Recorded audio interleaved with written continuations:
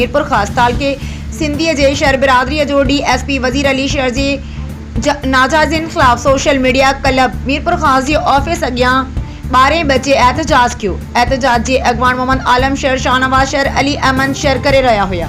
हिननि जो चवण आहे वज़ीर शहर असांखे 3 लाख उधारा घुरिया हुया, हाणे पैसा वापसी था घुरूं त हू पुलिस जो पावर ॾेखारे असांजे मथां कूड़ा केस थो दाख़िल कराए। हिननि चयो त हिननि ताज़ो असांजे मथां पीरोमल थाणे जे मथां मोटरसाइकिल चोरीअ जी कूड़ी FIR दाख़िल कराई आहे।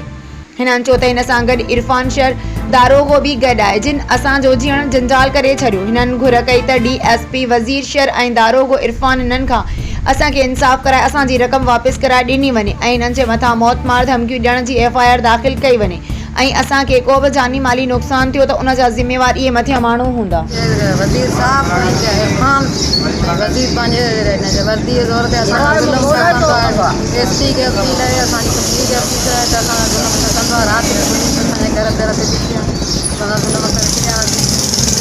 3 लाख असांजा वठी आयो ऐं क़ुरान ते हथु रखी खातो वठी आहे। असांखे ॿारनि जा सभु मारनि, हिकिड़े दफ़े ॿधो आहे मुंहिंजो छोकिरो, ॿिए दफ़े वरी इहे ॻोल्हा था वठंदा आहिनि। हर हिक सां न्यापा करूं त असां मारींदासीं। छो मुंहिंजे कहिड़ो ॾोह कयो, जो असांखे बनी असांखे ॿिया 3 बनी ॾिनी वेठासीं, उन ते असां मुझे छोकरे नालो रोज़ ॾिनो त अब्दुल अली वञे रोज़ बेसना नंढड़ा बच्चन दूधो ॾाढो रुली वियो धिका खाईंदा आहिनि मिसकिनो न असांजो ॾोह न गुनो। मां बीमार मां मरी मां सारी त इहो पुलिस मंडा पैसा ॾेई पुलिस मंडा ॿियो असां ग़रीब असांजो वज़ीर साहब ज़ुल्म कयूं वठो आहे।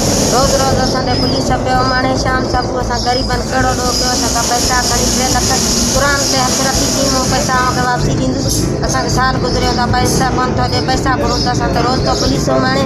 असां कहिड़ो ॾोह कयो, असांखे हक़ु इंसाफ़ खपे। असांखे मौत मारा जी धमकी पिया ॾियनि। इब्राहिम शहर, इरफान शहर ॿियो इमरान शहर, 3 असांखे मौत मारा जी धमकी पिया ॾियनि। DSP साहब पंहिंजी वर्दी जे ज़ोर ते असांखां ज़ुल्म पियो कराए मिसकिननि सां। असांखे 12